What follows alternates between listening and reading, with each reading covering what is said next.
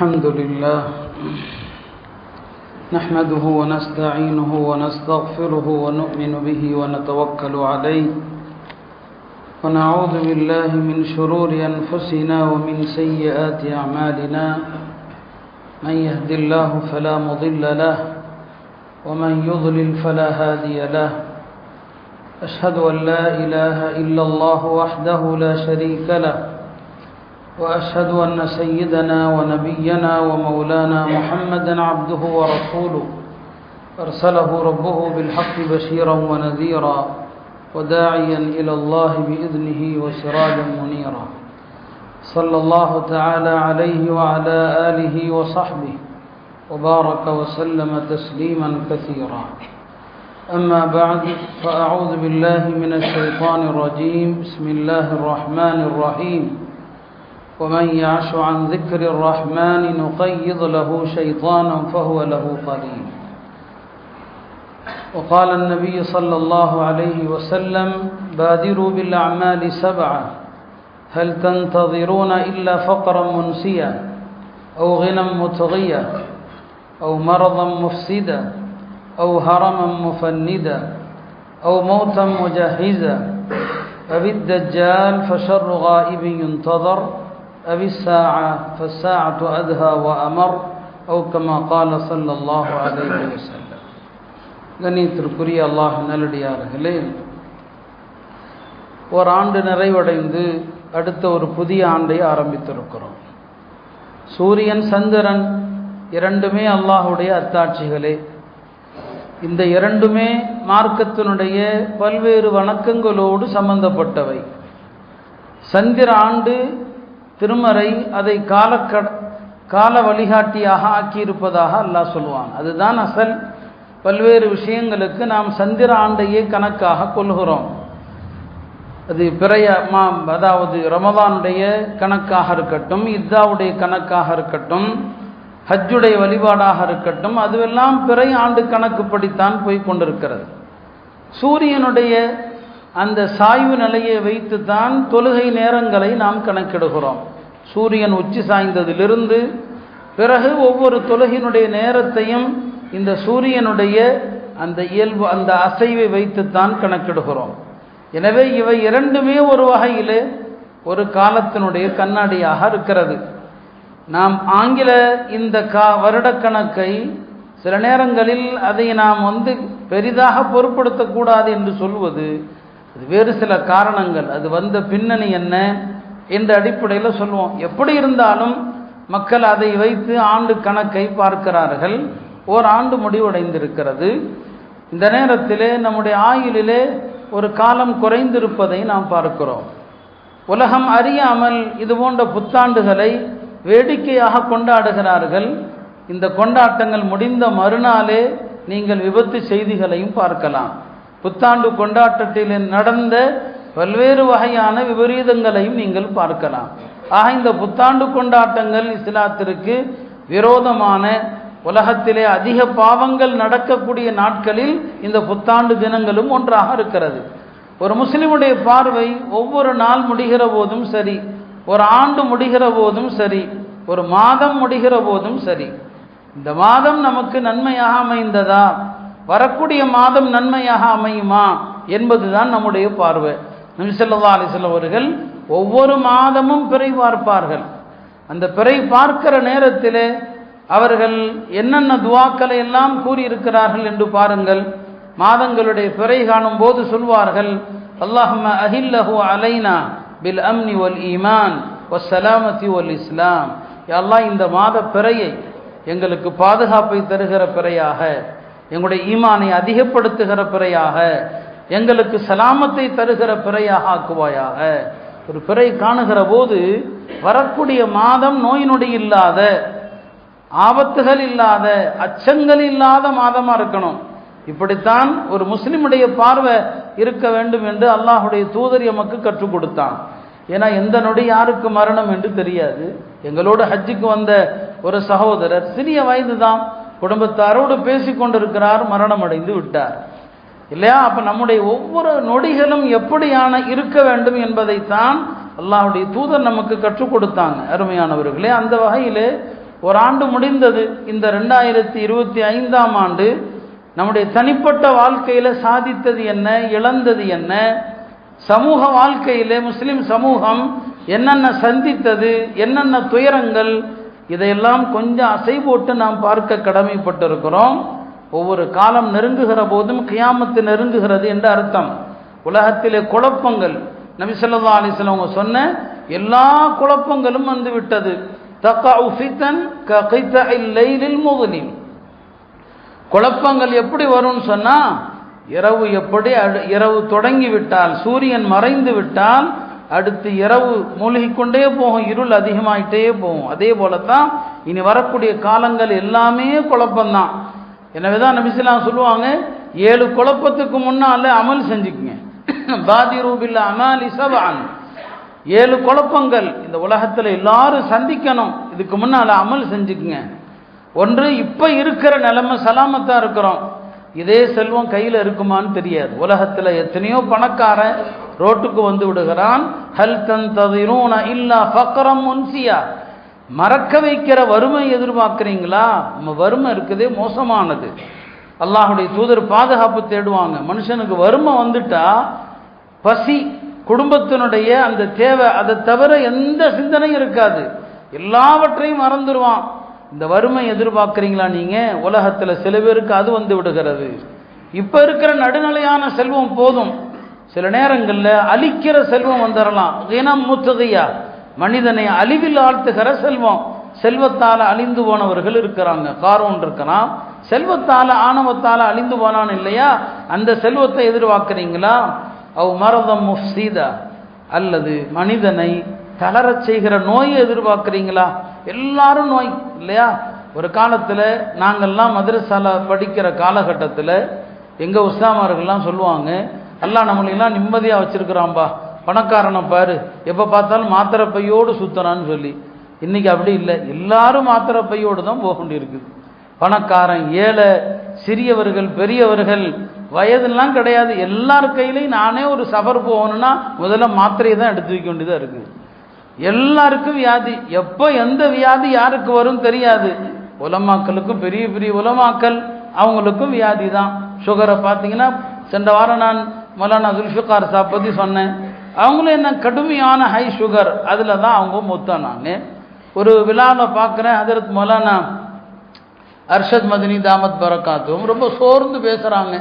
இப்போ சொல்கிறாங்க, நான் இந்த விழாவில் நிறைய பேசணும்னு நினச்சேன், இன்னைக்கு காலையில் எஞ்சால் எனக்கு லோ சுகரு, கையெல்லாம் படபடப்பாயிடுச்சு, எல்லாம் அவங்களுடைய ஆயிலில் பறக்க செய்யட்டும், பெரிய அறிஞர் அவங்க, எனக்கு உடம்பெல்லாம் வேர்த்து போச்சு, அதனால் என்னால் ரொம்ப பேச முடியல, நான் கொஞ்சம் பேசுகிறேன்.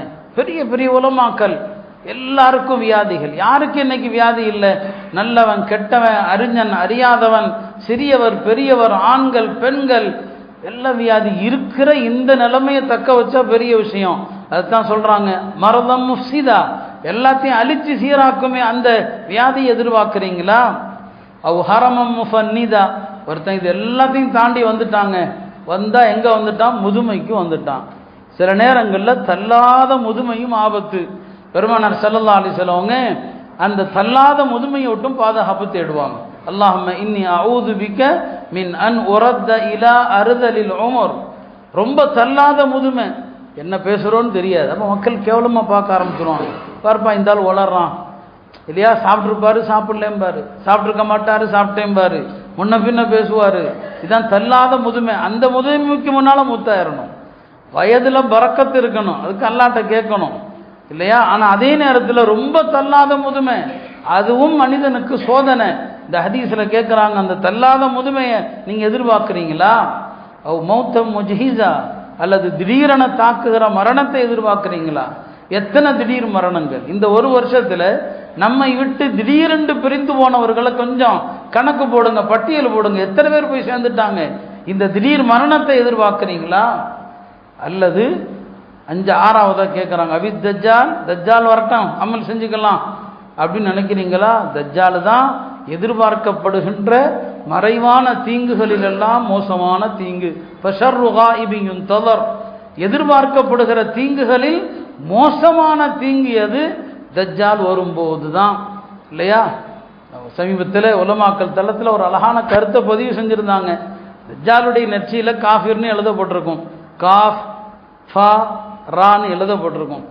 ஒருத்தர் கேட்டாராம் ஒரு ஆலிம் இடத்துல, தஜ்ஜால் நெற்றியில காஃபிர்னு எழுதப்பட்டிருக்கும்ல, அப்ப நாம தான் தஜ்ஜால் அயோக்கியன், தஜ்ஜால் கெட்டவன் தெரிஞ்சுக்கலாம்ல, பெருமானார் சொல்லியிருக்காங்க நெத்தியில எழுதப்பட்டிருக்குன்னு சொல்லி. அப்போ தஜ்ஜாலை பார்த்து முஸ்லீம்கள் ஏமாற வாய்ப்பு இல்லையே, ஏன்னா அவன் நெத்தியில எழுதப்பட்டிருக்குன்னு சொல்லி. அதுக்கு அவங்க சொன்னாங்களாம், எழுதப்பட்டிருந்தா மட்டும் பத்தாதுப்பா, அதை படிக்கிறதுக்கு அகப்பார்வை வேணும் இல்லையா. சிகரெட் அட்டையில் எழுதப்பட்டிருக்குது இது உயிருக்கு ஆபத்துன்னு சொல்லி அதை படிச்சுக்கிட்டே சிகரெட் குடிச்சுட்டு தான் இருக்கணும். கண் இருக்குது, கேடுதான் எழுதப்பட்டிருக்குது, மது வீட்டுக்கும் நாட்டுக்கும் கேடுன்னு எழுதப்பட்டிருக்குது, அதை படிச்சுக்கிட்டே குடிச்சுக்கிட்டு தானே இருக்கிறான். அப்போ அதுக்கு அகப்பார்வை வேணும். தஜ்ஜால் நெற்றியில எழுதப்பட்ட இவன் காஃபிர் பொய்யன் அப்படிங்கிறத அறிவதற்கு இந்த பார்வை பத்தாது, உள்ளத்தினுடைய பார்வை வேண்டும். அந்த உள்ள பார்வையுள்ளவர்கள் ஏமாற மாட்டாங்க, மற்றவன் எல்லாம் ஏமாந்துருவான். அப்போ அந்த தஜ்ஜாலை எதிர்பார்க்குறீங்களா, அது பயங்கரமான ஆபத்து. தஜ்ஜாலுடைய காலம் உலகத்தில் அந்த மாதிரியான ஒரு குழப்பம் உலகத்தில் யாரும் எதிர்பார்க்க முடியாது. எனவே தான் நபி ஸல்லல்லாஹு அலைஹி வஸல்லம் அவங்க ஒவ்வொரு அத்தஹியாத்திலும் சொன்னாங்க, 4 விஷயங்களிலிருந்து பாதுகாப்பு தேடுங்கள். இதா தஷஹத அஹதுக்கும், நீங்கள் தஷஹுதில் அமைப்பு இருப்பில இருந்தால் ஃபதஅவது பில்லாஹி மின் அர்பா, 4 விஷயத்திலிருந்து பாதுகாப்பு தேடுங்கள். அவங்களும் தேடுவாங்க. அல்லாஹும்ம இன்னி அஊது பிக மின் அஸாபில் கப்ர், யா அல்லாஹ் கபருடைய வேதனையிலிருந்து காப்பாத்து. வ அஊது பிக மின் அஸாபின் நார், நரக வேதனையிலிருந்து பாதுகாத்தருள். வ அஊது பிக மின் ஃபித்னத்தில் மஹ்யா வல் மமாத், வாழும் போது ஏற்படுகிற குழப்பம் மரண நேர குழப்பத்திலிருந்து பாதுகாப்பாயாக. வ அஊது பிக மின் ஃபித்னத்தில் மஸீஹித் தஜ்ஜால். ஒவ்வொரு தொழுகையினுடைய இருப்பிலும் அல்லாஹுடைய தூதர் தவறாம இந்த 4 விஷயத்தை சொல்லிக் கொடுப்பாங்க. சஹாபாக்கள் தங்களுடைய பிள்ளைகளுக்கு குர்ஆனுடைய சூறாவை ஒவ்வொரு எழுத்தாக சொல்லிக் கொடுப்பது போல இந்த துஆவை சொல்லிக் கொடுத்தாங்க. சாது பின் அபி வக்காஸ் அவங்க பிள்ளைங்களை உட்கார வச்சு சொல்லிக் கொடுப்பாங்க. சொல்லுங்க, அல்லாஹும்ம இன்னி அஊது பிக மின் அஸாபில் கப்ர். அந்த அளவுக்கு எனக்கு தஜ்ஜாலுடைய குழப்பம் அவ்வளவு மோசமானது, அதை எதிர்பார்க்குறீங்களா? இறுதியா சொன்னாங்க, வஸ்ஸா, கடைசியா எதைத்தாம்பா நீ எதிர்பார்க்கிற, கியாமத்து வரட்டும் பார்த்துக்கலாம்னு நினைக்கிறீங்களா? அதுதான் கசப்பானது. வஸ்ஸாஅத்து அத்ஹா, அது ரொம்ப திடுக்கிடக்கூடியது. அமர் கசப்பானது. எனவே மக்களே, இந்த ஃபித்னாக்கள் குழப்பங்கள் வருவதற்கு முன்னால இப்ப நாம இருக்கிற நிலைமை சலாமத்தா தான் இருக்கிறோம். இந்த நிலையிலும் நாட்டில் ஒன்றும் நல்லது நடக்கல. நான் பலமுறை சொல்லுவேன் இல்லையா, நீங்க அரபு நாடுகளுடைய குழப்பத்தை பார்த்தா நான் சொல்லுவேன், இந்தியா இன்றைக்கும் சலாமத்தாக தான் இருக்குது. அதுவும் நம்முடைய தென் இந்தியா, நம்முடைய தமிழகம் சலாமத்தா இருக்கு. அல்லாஹ் இந்த நாட்டை எப்போதும் அப்படியே ஆக்கட்டும். அரபு நாடுகள் பாருங்க, யார் யாருக்கு எதிரின்னு தெரியல. இப்போ அமீரகமும் சவுதியும் ஒன்னா இருந்தான், இப்போ நேத்துல இருந்து அவங்களுக்குள்ள சண்டை, அவர்களுக்குள் சண்டை, யமனுக்கும் சவுதிக்கும் சண்டை இல்லையா. அரபு நாடுகளுக்குள் எவ்வளவு பிரச்சனைகள் பாருங்க. இஸ்லாமிய நாடுகளுக்குள்ள அங்க ஏதாவது நிம்மதி இருக்குதா என்ன? சில பேர் விவரம் தெரியாம சொல்லலாம், நாட்டில் நடக்கிறதெல்லாம் பார்த்துட்டு பேசாம அரபு நாட்டுக்கு போனா பரவாயில்லை, இங்க இருக்கிற சலாமத்து கூட அங்க கிடையாது. இப்போ உலகமே குழப்பத்துல தான் இருக்குது. எங்க எந்த குழப்பம், எங்க திடீர்னு எப்போ போர் ஆரம்பிக்கும் தெரியாது, ஆரம்பித்தா போர் எப்போ முடியும்னு தெரியாது. அந்த அளவுக்கு தான் இன்றைய உலகம் இருக்கிறது. எனவே அருமையானவர்களே, ஒரு ஆண்டு முடிகிற நேரத்தில் நம்முடைய இந்த ஆண்டு எப்படி போயிருக்கிறது, வரக்கூடிய காலம் எப்படி இருக்கிறது, மௌத்து நெருங்கி கொண்டு தான் இருக்குது. மனிதன் 4 வகையான உலகத்தை சந்திக்க வேண்டியிருக்குது. ஒன்று ஆலமுல் பத்தன், ஒரு பெண்ணுடைய கருப்பை வயிற்றுல இருந்த உலகம். ஒரு பெண்ணுடைய வயிற்றுல நம்முடைய உலகம் எவ்வளவு காலம்? அதிகபட்சம் 9 to 10 மாதம் இல்லையா. அது ஒரு குறுகிய உலகம், ரொம்ப குறுகிய ஒரு உலகம். அதுக்கப்புறம் இந்த துன்யாங்கிற இந்த உலகத்துக்கு வந்தோம். இந்த உலகத்துல மனிதனுடைய வயசு என்ன? நபி ஸல்லல்லாஹு அலைஹி சொன்னது போல, என்னுடைய உம்மத்துடைய வயது அமாரு உம்மதி மின் 60 இலா 70, 60 முதல் 70 வரை. 60 தாண்டி போனா நம்முடைய உலமாக்கள் பெரியவர்கள் சொல்லுவாங்க, வண்டி லாபத்துல போனஸ்ல ஓடிட்டு இருக்குதுமா. 60 தாண்டிட்டா லாபம். ஆனா இன்னொன்னே நினைச்சுக்குங்க, ஒரு மனுஷன் செய்யக்கூடிய பாவங்கள் இருக்கு இல்லையா, ஒவ்வொரு வயது வரைக்கும் செய்யக்கூடிய பாவத்தை அல்லாஹ் ஒவ்வொரு விதமாக பார்ப்பான். 40 வயது வரைக்கும் இளமை தான், மனுஷன் இளைஞன். இந்த 40 வயசு வரைக்கும் மனுஷன் செய்யக்கூடிய பெரிய பெரிய பாவத்தை கூட அல்லாஹ் கொஞ்சம் அப்படியே விட்டுருவான், பரவாயில்ல, அதுக்காண்டி பாவம் செஞ்சிடாதீங்க, அதுக்காண்டி எல்லா ஆட்டமும் ஆடிடாதீங்க தயவு செஞ்சு. 40 to 50 இருக்கு இல்லையா, அல்லாஹ்வுடைய பிடி இருக ஆரம்பிக்கும். 50லிருந்து 60 வரைக்கும் அல்லாஹ் திட்ட ஆரம்பிச்சிருவான். 60 வயசுக்கு மேலே பாவம் செஞ்சால் மன்னிக்க மாட்டான். 60 தாண்டியவர்களுக்கு எச்சரிக்கை, ஹதீஸ் புகாரில் இருக்கு. 60க்கு மேலே போயிட்டீங்க, இனி பாவத்தில் எச்சரிக்கை, அல்லாஹ் மன்னிக்க மாட்டான். உனக்கு உன்னுடைய சமாதானத்தை நான் ஏற்றுக்க மாட்டேன். சின்ன பையனுடைய சமாதானத்தை எல்லாம் ஏற்றுக்குவான். எல்லாம் நான் அப்படி செஞ்சுட்டேன், கொஞ்சம் மனசுக்கு ஆசைப்பட்டேன், சரி போன்றுவான். 60 வயசு ஆனவன் அவர்களுடைய என்னங்க சாக்கு போக்குகளை சமாதானத்தை எல்லாம் ஏற்றுக்க மாட்டான். அருமையானவர்களே, அது உலகத்தில் இந்த ஆலம துன்யாவில் நம்முடைய வயசு 60 to 70. மூணாவது உலகம் என்ன? இந்த உயிர் பிரிஞ்ச பிறகு ஆலமி பர்சக், கியாமத்து வரைக்கும் சூர் ஊதப்படுகிற வரைக்கும் ஒரு உலகம். அதை கபரு நீங்கள் சொன்னாலும் சரி, பர்சக்னு சொன்னாலும் சரி, அந்த உலகத்தினுடைய வயது தெரியாது. ஏன்னா அது எப்போ கியாமத்து வருமோ அது வரைக்கும் அந்த உலகம்தான். அந்த உலகத்தில் நல்லோர்கள் இன்பத்தை அனுபவிப்பாங்க, தீயவர்கள் தண்டனை அனுபவிப்பாங்க. அங்கே எப்படி வேதனை நடக்கும் நான் அதை பற்றி பல முறை சொல்லியும் இருக்கிறேன்.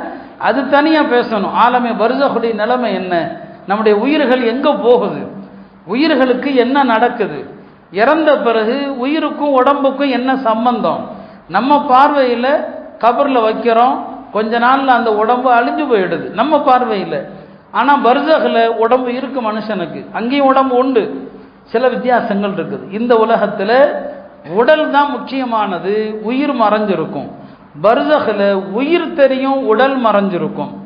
இப்போ அங்கே ஒரு உலகம், அங்கே என்ன நடக்கும், பெரிய நீண்ட நெடிய காலம் இல்லையா, அது அல்லாஹ் தான் அறிவான். அந்த வயது எவ்வளவுங்கிறது தெரியாது. அதுக்கப்புறம் 4வது உலகம்தான் ஆலமே ஆஹிரா. சூர் ஊதப்பட்ட பிறகு விசாரணை எல்லாம் நடந்த பிறகு சொர்க்கம் நரகம் என்று சந்திக்க போகிற உலகம். இன்பம் சொன்னால் சொர்க்க இன்பம் தான் இன்பம். இந்த உலகத்தில் எதுவுமே இன்பமே கிடையாது.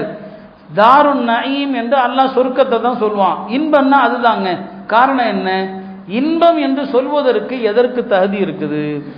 எந்த இன்பத்திற்கு பின்னால துன்பம் கஷ்டமே கிடையாதோ அதுதான் இன்பம். இன்பம்னா அதுக்கு பின்னால துன்பம் இருக்கக்கூடாது, அதுதாங்க இன்பம். இந்த உலகத்தில் அப்படி நீங்கள் எதையாவது சொல்ல முடியுமா? நீங்கள் எவ்வளோ ருசியான உணவை சாப்பிட்டாலும் உள்ளே போன பிறகு அது பண்ணுற வேலையை செய்யுது, நம்ம பார்க்குறோம்.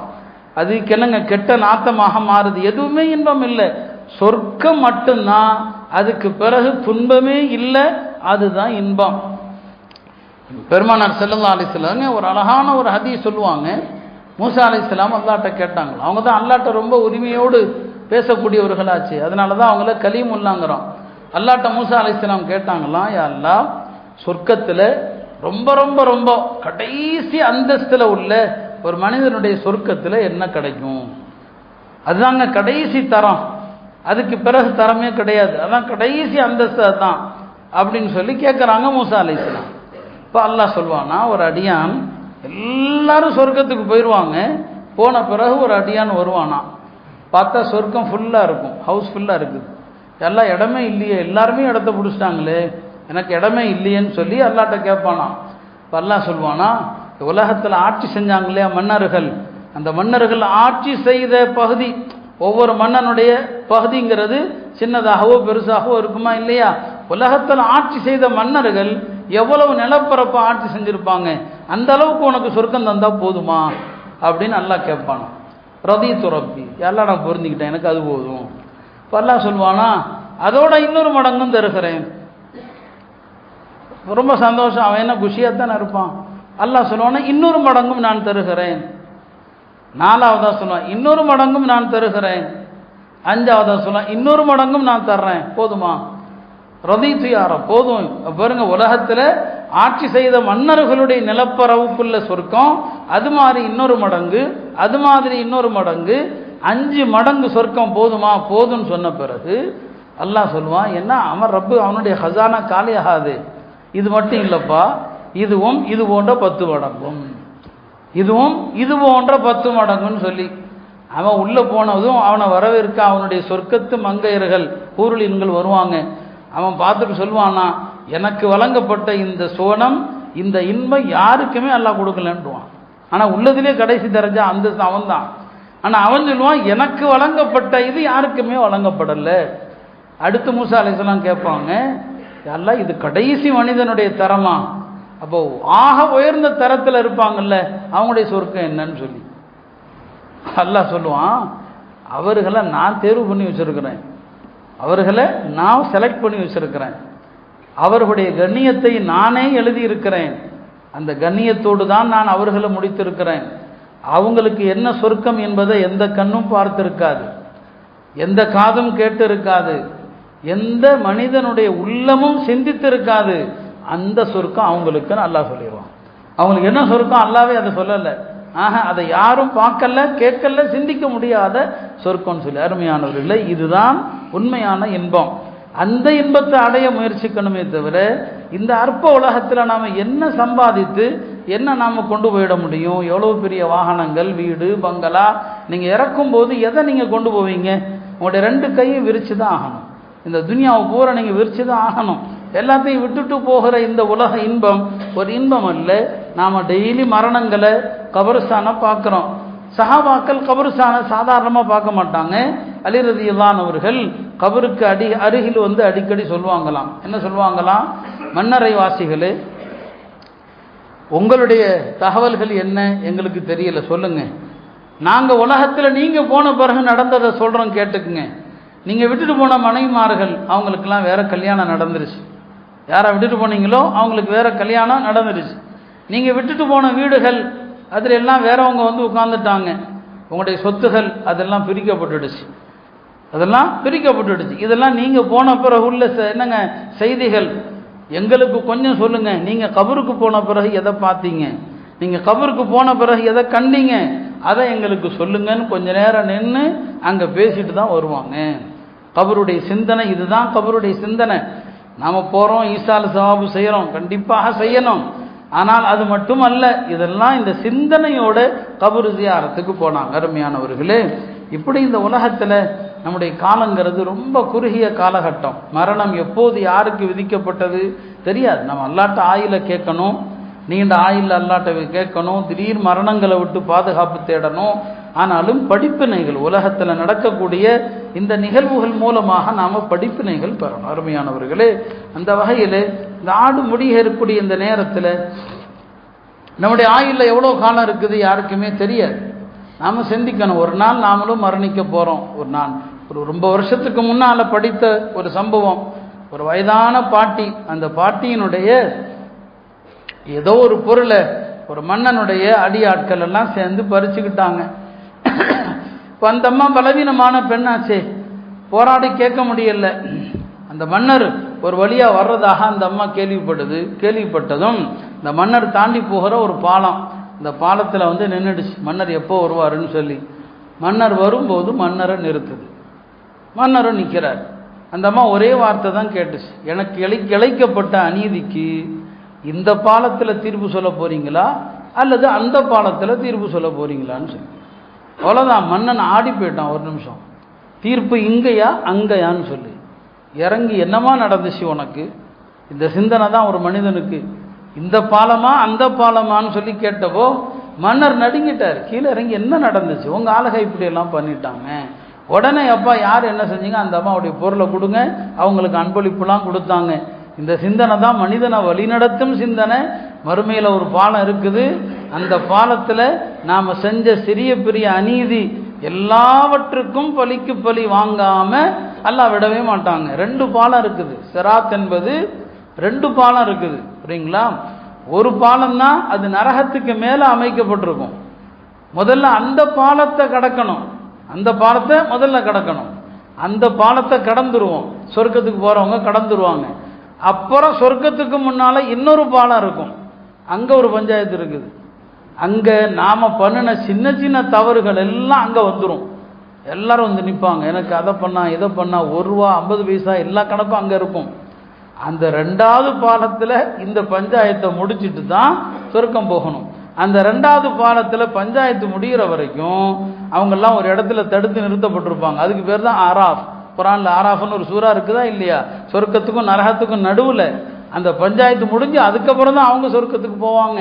இப்போ மனிதனுக்கு அந்த பாலத்தினுடைய நினைவு, எந்த விஷயமும் விசாரணை இல்லாமல் தப்பிக்க முடியாது என்கிற பயம் இருந்தால் மனித வாழ்க்கை தூய்மையாக இருக்கும். அருமையானவர்களே, அந்த வகையில் இந்த உலகத்தில் நம்முடைய வாழ்க்கை எப்படி இருக்கணும்? அல்லாஹ்வுடைய திக்ரோடு இருக்கணும். திக்ர்னா என்னங்க? அல்லாஹ் குர்ஆன்லயும் சொல்றான், உமன் அரத அன் திக்ரி, என்னுடைய திக்ரை யார் விட்டு விடுகிறானோ ஃபைன்ன லஹு மஈஷத்தன் வன்கன், அவனுக்கு நெருக்கடியான வாழ்க்கை. இன்னொரு ஆயத்தில் சொல்லுவான், உமன் யாஷு அன் திக்ரி ரஹ்மான், யார் ரஹ்மானுடைய நினைவை விட்டு புறக்கணித்து வாழ்கிறானோ நுகையிது லஹு ஷைத்தானா, அவன் மீது ஒரு ஷைத்தானை ஏவி விடுவோன்னு சொல்றான். அல்லாஹ்வுடைய திக்ர்னா என்ன? நான் சுருக்கமாக சொல்லி முடிக்கிறேன். 3 வகையான திக்ர்கள் இருக்கிறது. உலமாக்கள் சொல்லுவாங்க திக்ர்கள் 3 வகை. முதல் வகை திக்ர் என்ன? அல்லாஹ் எதையெல்லாம் ஏவி இருக்கிறானோ அந்த ஏவப்பட்ட விஷயங்களை நினைத்து அதை செயல்படுத்துவது, இது ஒரு வகை திக்ரு. தொழுக நேரம் வந்ததும் இந்த தொழுகையை அல்லாஹ் கடமையாக்கி இருக்கிறான், அல்லாஹ் இந்த தொழுகையை கடமையாக்கி இருக்கிறான் என்ற நினைவு வந்து அந்த வணக்கத்தை செயல்படுத்துவதும் திக்ரு தான்.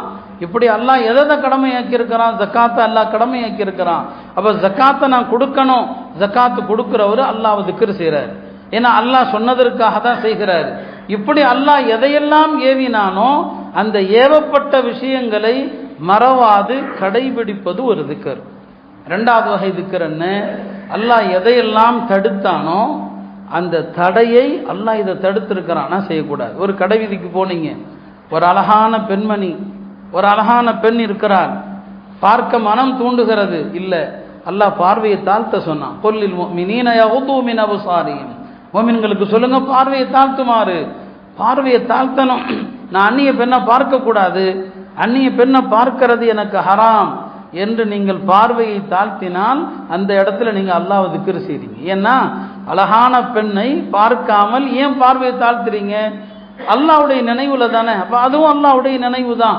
இந்த பார்வை தான், பெண்கள் தான் பெரிய ஃபித்னா இந்த காலத்தில்.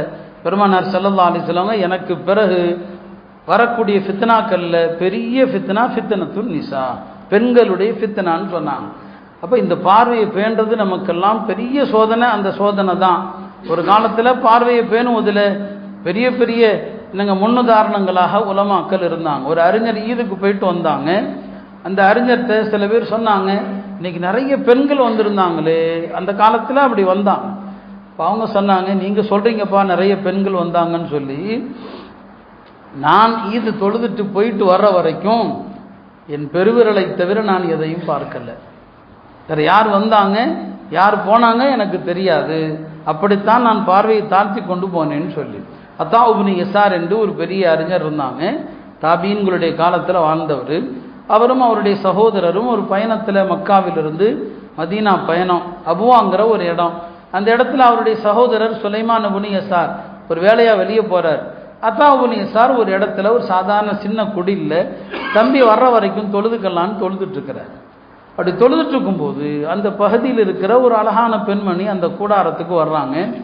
இவர் தொழுதுட்டு இருக்கிறாரு. தொழுது முடித்ததும் அந்த பெண்ணிடம் உனக்கு என்னம்மா தேவைன்னு சொல்லி, அந்தம்மா சொல்லிச்சு, இல்லை எந்த தேவையும் இல்லை, நீர் தான் எனக்கு தேவைன்னு சொல்லி. அவ்வளோதான், அவர் அப்படியே அழ ஆரம்பிச்சிட்டார். அழுதாரு. ஒரு கட்டத்தில் அந்த பெண்மணி அவருடைய அழுகையை பார்த்து அந்தம்மா அழ ஆரம்பித்து விட்டது. கொஞ்ச நேரத்தில் அவருடைய சகோதரர் வந்தார். தன்னுடைய சகோதரர் அழுகிறார், அந்த அம்மாவும் அழுது, அவரும் அழ ஆரம்பித்து விட்டார். அதுக்கப்புறம் அந்த வீட்டுக்குள்ளே வந்த நண்பர்கள் அங்கே அழக்கூடியவங்களை பார்த்து எல்லாரும் அழ ஆரம்பிச்சிட்டாங்க. யாருக்குமே எதற்காண்டி இங்கே எல்லாம் அழுகிறாங்கங்கிற விஷயமே தெரியாது. அந்த அம்மாவும் போயிடுச்சுங்க. இதுக்கப்புறம் அங்கேருந்து புறப்பட்டு வர்றாங்க. அத்தா இப்னு யஸார் அவர்கள் ஒரு நாள் கனவுல யூசுப் அலைஹிஸ்ஸலாமை பார்க்குறாங்க. யார்? அத்தா இப்னு யஸார். யாரை? யூசுப் அலைஹிஸ்ஸலாமை. அப்போ யூசுப் அலைஹிஸ்ஸலாம் அவர்கள் அத்தா இப்னு யஸார்கிட்ட பேச்சு கொடுக்குறாங்க. இப்போ அவங்க சொன்னாங்க, யூசுப் அலைஹிஸ்ஸலாம் இடத்துல உங்கள் வாழ்க்கையில் நடந்த துன்பம் அது மாதிரி யாருக்காவது நடக்குமாங்க? ஒரு பெண் உங்களை அழைக்க, நீங்கள் அந்த பெண்ணுடைய தீங்கிலிருந்து தப்பிக்க, உங்களை சிறையில் அடைக்க என்று பாராட்டுறாங்க. நபியுல்லா யூசுப் அலைஹிஸ்ஸலாம் எவ்வளோ பெரிய சோதனைகளை சந்தித்தாங்க. யூசுப் அலைஹிஸ்ஸலாம் சிரிச்சுக்கிட்டே கேட்டு, எப்பா உனக்கு வந்த சோதனை மட்டும் கம்மி இல்லையே, அந்த கிராமப்புற பெண் உன்னை தவறுக்கு அழைத்த நேரத்தில் நீ அழுத அழுகையில் அந்த அம்மாவும் அழுது எல்லாரையும் நீ அழ வச்சுட்டியப்பான்னு சொல்லி சொன்னார். இந்த கனவை கண்டு எஞ்சிக்கும் போது அவர் அழுதுகிட்டே எஞ்சிக்கிறார். அவள் கூட இருந்த அவங்களுடைய சகோதரர் கேட்குறாரு, எதுக்குத்தான் அழுகிறீங்க, என்ன நடந்துச்சுன்னு கேட்கும்போது இந்த சம்பவத்தை எல்லாம் சொல்கிறான். அருமையானவர்களே, அப்படியெல்லாம் தவறான சூழ்நிலைக்கான வாய்ப்பு வந்தபோது கூட பார்வையை தாழ்த்தினான். நம்ம பிறருடைய வீடுகளுக்கு போகிறோம், பல விசேஷங்களுக்கு நலம் விசாரிக்க, அந்நிய வீடுகளுக்கு போனால் அந்த பார்வை தான் முதல் விஷயம். அங்குள்ள பெண்களை பார்க்கக்கூடாது. இப்னு மசூத் ரலியல்லாஹு அவர்கள் ஒரு நபரை நலம் விசாரிக்க போனாங்க. கூடவே தோழர்களும் போனாங்க. போனவர்களில் ஒருத்தர் அந்த வீட்டில் உள்ள ஒரு பெண்ணை பார்த்துட்டு இருக்கிறான். இப்னு மசூத் அதை கவனிச்சுட்டாங்க. சொன்னாங்க, இந்த அந்நிய பெண்ணை நீ பார்க்கிறத விட நீ குருடனாக இருப்பது எவ்வளவோ மேலப்பா. நீ குருடனாக இருக்கலாம். அப்போ அதனால அல்லாஹ்வுடைய திக்ர்னு சொன்னால் எதை அல்லாஹ் தடுத்தானோ இதை அல்லாஹ் தடுத்தான் என்று அதை விட்டு விலகணும். நீங்கள் வியாபாரியாக இருக்கிறீங்க, வியாபாரத்தில் இதெல்லாம் தடுக்கப்பட்டிருக்குது அப்படின்னு உங்களுக்கு சொல்லப்பட்டால் அல்லாஹ் மார்க்கம் தடுத்திருக்குதா, அப்போ நான் இதை கைவிட்டு விடுகிறேன். நீங்கள் அல்லாஹ் திக்ர் செய்றீங்க. ஏன்னா நீங்கள் அந்த ஹராமான விஷயத்தை ஏன் விடுறீங்க? அல்லாஹ் தடுத்தான் என்பதற்காக தான் விடுறீங்க. இப்போ வியாபாரத்தில் எவ்வளவு விஷயங்கள் மார்க்கத்தில் தடுக்கப்பட்டிருக்குது. கடந்த வாரமும் நான் சில விஷயங்களை பற்றி சொன்னேன். இப்போ இந்த விஷயங்கள் எல்லாம் நம்ம நடைமுறைக்கு சாத்தியம் இல்லைன்னு சொல்லக்கூடாது, சாத்தியமாக்கணும், முயற்சி பண்ணணும். ஹலாலான முறையில் இதை எப்படி நாம் மாற்றுறது என்று முயற்சி செஞ்சால் அல்லாஹ் அழகான முறையில் ஹலாலுக்கான வழிகளை திறந்து கொடுப்பான். நாம் முயற்சியை பண்ணுறதில்லை. அப்போ தடுக்கப்பட்ட என்னென்ன விஷயங்கள் இருக்குதோ அதை நீங்கள் நிறுத்துவதும் அல்லாஹ்வுடைய திக்ர் தான். மூணாவது வகை திக்ர் தான் காலை மாலை சந்தர்ப்பங்கள் அந்தந்த நேரங்களில் ஓதுகிற திக்ரு. நம்முடைய மார்க்கத்தில் திக்ரே இல்லாத ஒரு நிலை அப்படிங்கிறது இல்லைங்க. அப்படி ஒரு நிலையே கிடையாது. பாருங்க, ஒரு மனிதனுடைய இச்சையுடைய நேரம், மனிதனுடைய இச்சை என்ன, மனைவியோடு தன்னுடைய ஆசையை பூர்த்தி செய்கிற நேரம், அந்த நேரத்தில் கூட மார்க்க திக்ர வச்சிருக்குதா இல்லையா? மனைவியை நறுங்கிற பிஸ்மில்லா அல்லாஹும்ம ஜன்னிபன ஷைத்தான், இந்த மாதிரி ஒரு திக்ரை செய்யாமல் மனைவியோடு ஒருத்தன் சேர்ந்தான்னு சொன்னால் அந்த உடல் உறவில் ஷைத்தானும் இணைந்து கொள்கிறான், ஷைத்தானும் சேர்ந்துடுறான். அப்போ அந்த உறவில் பிறக்கிற குழந்தைகளுடைய குணாதிசயங்கள், நடவடிக்கைகள், அவங்களுடைய செயல்பாடுகள் எப்படி இருக்கும்? அப்போ கற்பனை செய்ய முடியாத இடத்துல கூட மார்க்கம் திக்ர் வைக்குது. திக்ர் அந்த இடத்துல கூட இருக்கு. நம்ம பைத்துல் ஹலா போகும்போது திக்ர் செய்யணும், உள்ள நுழையிற நேரத்தில். ஆனால் உட்கார்ந்த பிறகு செய்யக்கூடாது. இப்போ எல்லா இடத்துலையும் திக்ர் இருக்குதுங்க. காலையிலிருந்து இரவு வரைக்கும் இந்த திக்ர்களை ஓதினாலே நிம்மதிங்க. பெருமானார் ஸல்லல்லாஹு அலைஹி வஸல்லம் காலை மாலை ஓதிய திக்ர்களை பாருங்க. அது எல்லாம் உணர்த்துவது என்ன? நான் முஸ்லீம், நான் முஸ்லீம், அல்லாஹ்வுக்கு கட்டுப்பட்டவன். எவ்வளோ அழகான திக்ர்கள். நான் சொன்னால் அதையெல்லாம் நீங்கள் கேட்பீங்க எங்கன்னு சொல்லி. காலையில் ஓதுவாங்க அத்தனை திக்ர்கள். நான் பெரும்பாலும் ஃபஜ்ர் தொழுகைக்கு பிறகு அதில் சிலவற்றை தேர்வு செஞ்சு தான் ஓதுவேன். அதை கேட்டாவது மக்களுக்கு பாடமாகட்டும், எல்லாத்தையும் இல்லை. காலையில் ஓதுவாங்க அஸ்பஹனா அலா ஃபித்ரத்தில் இஸ்லாம். அப்புறம் காலையில் எஞ்சதும் ஒரு முஸ்லீம் இந்த வார்த்தையை சொல்கிறான். என்ன அர்த்தம்? அஸ்பஹனா அலா ஃபித்ரத்தில் இஸ்லாம், யாரெல்லாம் இஸ்லாம்ங்கிற இயற்கை மார்க்கத்தின் மீது தான் நான் காலையில் எஞ்சிருக்கிறேன், நான் வேற மதத்தை தழுவல்ல, அல்லாஹ் பாதுகாக்கட்டும். அஸ்பஹனா அலா ஃபித்ரத்தில் இஸ்லாம் வ அலா கலிமத்தில் இஹ்லாஸ், இஹ்லாஸ்ங்கிற இந்த தூய கலிமா மீது தான் நான் காலை பொழுது அடைஞ்சிருக்கிறேன். வ அலா தீனி நபியினா முஹம்மதின் ஸல்லல்லாஹு அலைஹி வஸல்லம், எங்கள் நபி முஹம்மதுடைய மார்க்கத்தின் மீது தான் நான் இந்த காலை பொழுது அடைஞ்சிருக்கிறேன். வ அலா மில்லத்தி அபீனா இப்ராஹீம், எங்கள் தந்தை இப்ராஹிம் அலைஹிஸ்ஸலாமுடைய மார்க்கத்தில் தான் நான் இருக்கிறேன். ஹனீஃபன் முஸ்லிமா வமா கான மினல் முஷ்ரிகீன். சாயங்காலம் ஆனா அம்சைனா, அஸ்பஹனாங்கிற இடத்துல அம்சைனா மாலை பொழுதை அடைந்தோம் என்று ஓதுவாங்க. அலா ஃபித்ரத்தில் இஸ்லாம் வ கலிமத்தில் இஹ்லாஸ் வ அலா தீனி நபியினா முஹம்மத் வ அலா மில்லத்தி அபீனா இப்ராஹீம் ஹனீஃபன் முஸ்லிமா. காலை மாலை எல்லா நிலைகளிலும் பெருமானார் ஸல்லல்லாஹு அலைஹி வஸல்லம் அவர்கள் எவ்வளோ அழகான திக்ர்கள். வீட்டை விட்டு வெளியே வர்றோம், இன்னைக்குள்ள துனியாவில் எந்த ஃபித்னால அகப்படுவோன்னு தெரியாது. ஏன்னா இந்த உலகமே ஃபித்னா தான். நபி ஸல்லல்லாஹு அலைஹி வஸல்லம் வீட்டை விட்டு வெளியே வந்தால் அமன்து பில்லாஹ், இப்போ அங்கே நான் முஸ்லீமாக இருக்கிறேன், நான் யாரையும் ஏமாற்ற மாட்டேன். யஅ்தஸம்து பில்லாஹ் தவக்கல்து அலல்லாஹ் லா ஹவ்ல வலா குவத இல்லா பில்லாஹ். இந்த திக்ரெல்லாம் செய்கிறவன் பாவம் செய்வானா? செய்ய மாட்டான். அதனால திக்ரில் உங்களுடைய நாவுகள் இருக்கட்டும், யாரை பற்றியும் பேசாதீங்க. இப்னு உமர் அவர்கள் அவங்களுடைய சகோதரர் ஆசிமை பற்றி சொன்னாங்க. ரெண்டு பேருமே ஹஜ்ரத் உமர் ரலியல்லாஹு பிள்ளைகள். சொன்னாங்க, நானும் என் சகோதரன் ஆசிமும் யாரை பற்றியுமே புறம் பேசினதில்லை, யாரை பற்றியும் புறம் பேசியதில்லை. எவ்வளோ பெரிய விஷயம் யோசிச்சு பாருங்க. சொல்லிட்டு ஒரு கூடுதலான ஒரு விஷயத்த சொன்னார். என் தம்பி ஆசிம்கிட்ட இன்னொரு நல்ல பழக்கம் இருக்குது. என்ன அது? நம்மளாவது புறம் இல்லாட்டா கூட யாரை பற்றியாவது ஏதாவது ஒரு செய்தியை பேசுவோம் இல்லை, அவர் யாரை பற்றியும் பேசவே மாட்டாருங்க. யார்? ஆசிம் யாரை பற்றியும் பேசாத ஒரு பெரிய அல்லாஹ்வுடைய அடிமைன்னு சொன்னாங்க இப்னு உமர். இந்த அடுத்தவர்களுடைய குறைகளை பேசாமல் இருந்து விட்டாலே நமக்கு பெரிய சலாமத். எனவே அருமையானவர்களே, அல்லாஹ் இந்த ஆண்டு துவங்கி இருக்கிறது எல்லா வகையிலும் நமக்கு சிறந்த ஆண்டாக ஆக்கி அருளட்டும். நமக்கு மட்டுமல்ல, ஒட்டுமொத்த முஸ்லிம்களுக்கும் இந்த ஆண்டையும் வரக்கூடிய காலங்களையும் சிறந்த காலங்களாக ஆக்கட்டும். எல்லா ஃபித்னாக்கள் குழப்பங்களிலிருந்து பாதுகாப்பை தரக்கூடிய ஆண்டுகளாக ஆக்கட்டும். ஒவ்வொரு மாதமும் பிற பார்க்கும்போது நபி ஸல்லல்லாஹு அலைஹி வஸல்லம் ஓதுகிற அதே துவாவை தான் நாம் கேட்கணும். யா அல்லாஹ் இந்த ஆண்டை எங்களுக்கு பாதுகாப்பு நிறைந்த ஆண்டாக, அச்சங்கள் இல்லாத, நோய் நொடிகள் இல்லாத ஆண்டாக ஆக்கி அருள்வானாக என்று எல்லாம் வல்ல அல்லாஹ்விடம் வேண்டுவோமாக. அல்லாஹ் ஜல்ல சுப்ஹானஹு வ தஆலா வரக்கூடிய காலங்களை நமக்கு ஆபத்தில்லாத, ஃபித்னாக்கள் குழப்பங்கள் இல்லாத காலமாக ஆக்குவானாக. கண்ணியத்திற்குரிய அல்லாஹ் நல்லடியார்களே, தாருலும்